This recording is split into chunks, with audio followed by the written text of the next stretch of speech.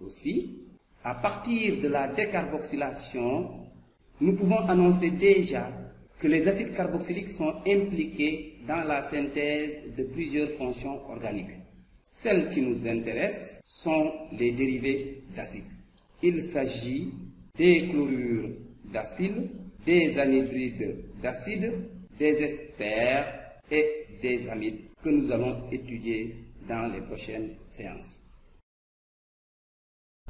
Dans cette séance, nous allons étudier les chlorures d'acide, encore appelées chlorures d'acide.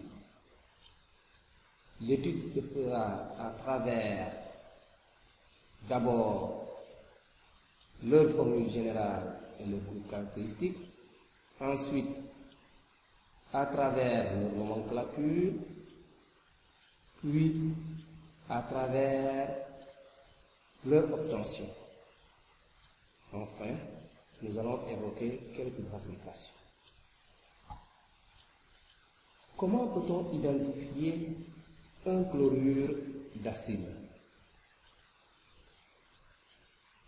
Un chlorure d'acide peut être identifié en s'appuyant sur la formule générale ou sur le groupe caractéristique des chlorures d'acide. La formule générale des chlorures d'acide s'écrit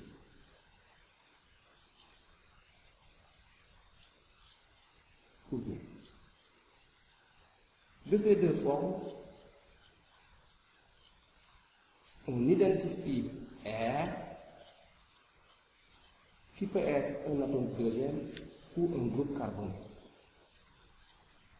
Nous identifions aussi un groupe d'atomes bien déterminé. Ce groupe d'atomes est le groupe caractéristique des chlorures d'acide. Il est appelé groupe chlorure d'acide.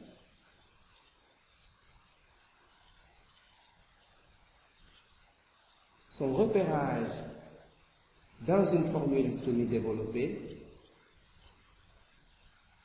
permet d'affirmer que la molécule correspondante est un chlorure d'acide.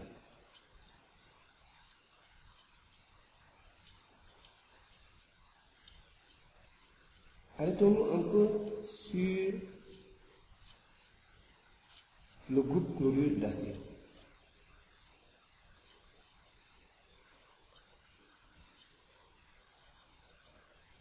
Quelle différence faites-vous entre ce groupe et le groupe carboxyle?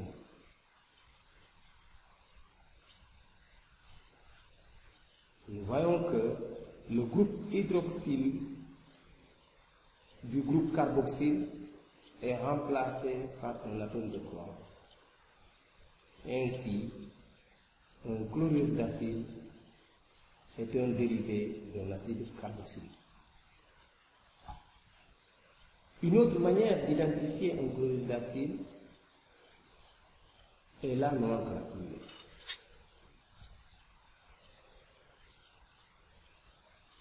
Nous allons nous intéresser aux chlorures d'acide qui dérivent des acides alcanoïques.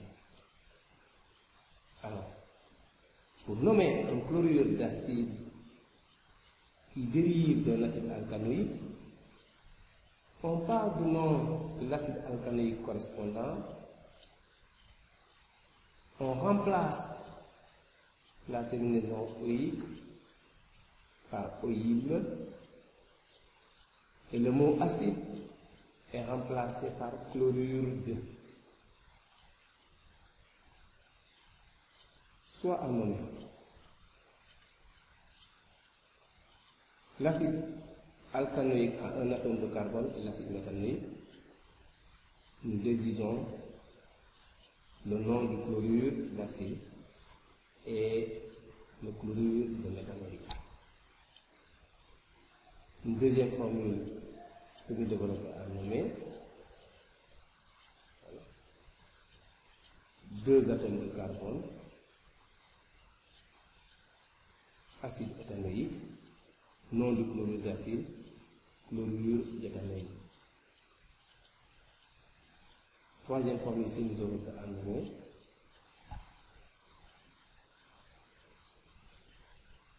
un acide carboxylique ayant pour chaîne carbonée principale 4 atomes de carbone, un groupe méthyle lié au carbone numéro 2.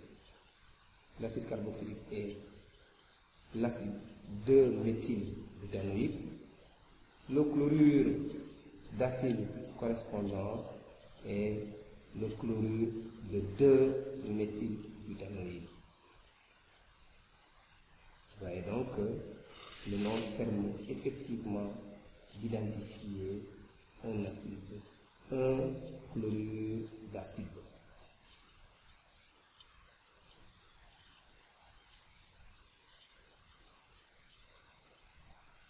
Comment synthétiser un chlorure d'acide? Pour synthétiser un chlorure d'acide,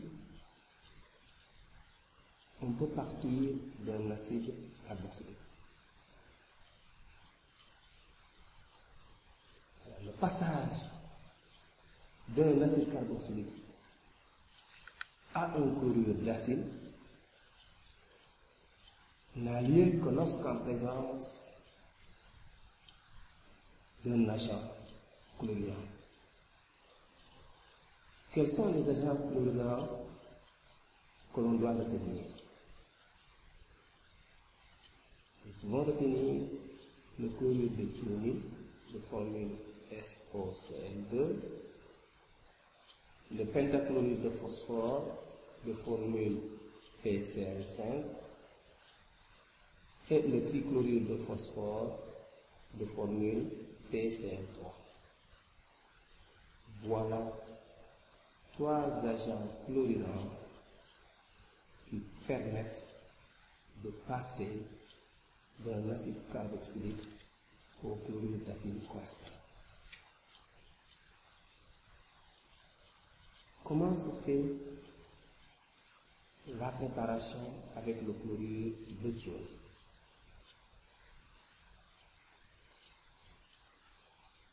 La réaction entre le chlorure de thionyle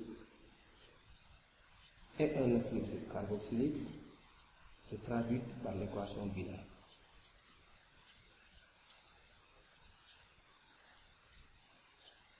Vous voyez donc, avec le chlorure de thionyle, le groupe hydroxyle est remplacé par un atome de chlore. Et à côté du chlorure d'acide qui se forme, il se dégage du chlorure d'hydrogène et du dioxyde de soufre.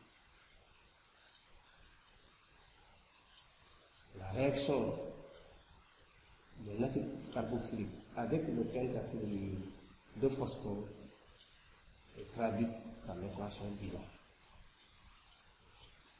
Le groupe hydroxyle est remplacé par un atome de chlore.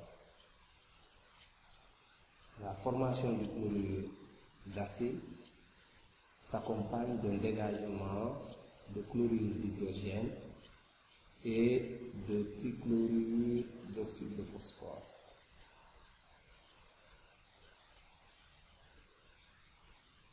Et la réaction avec le trichlorure de phosphore se traduit par,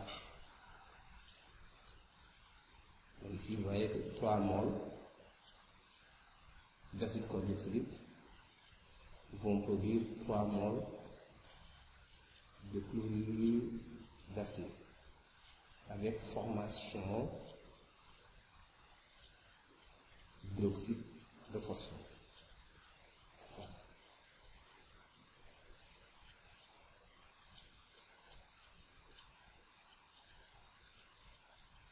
Voilà une autre propriété chimique des acides carboxyliques. Les acides carboxyliques peuvent réagir avec les agents chlorurants pour donner des chlorures d'acide.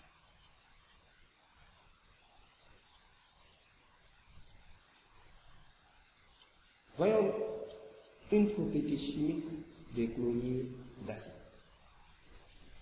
Il s'agit de l'hydrolyse. C'est quoi l'hydrolyse? C'est la réaction d'un chlorure d'acide avec l'eau. L'expérience montre que cette réaction est très facile.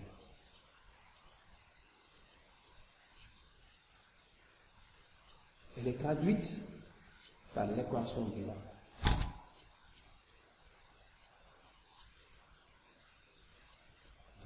L'hydrolyse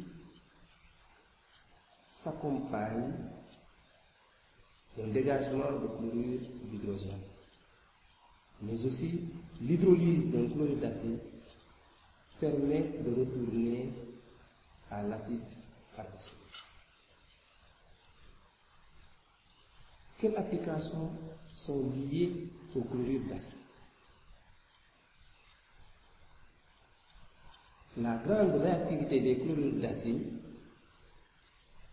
les implique dans la synthèse de plusieurs fonctions organiques dans l'industrie pharmaceutique et dans l'industrie cosmétique. Mais aussi, leur grande réactivité impose des mesures de sécurité. Pour manipuler un acide, un chlorure d'acide, il faut porter un masque, des lunettes et des gants. En résumé,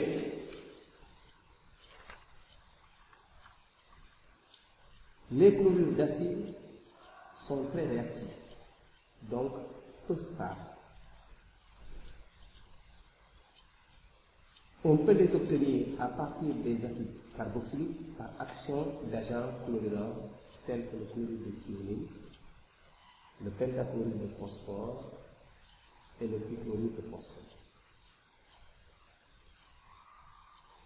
Le pentachlorure de phosphore et le chlorure de thionine permettent de l'obtenir beaucoup plus facilement.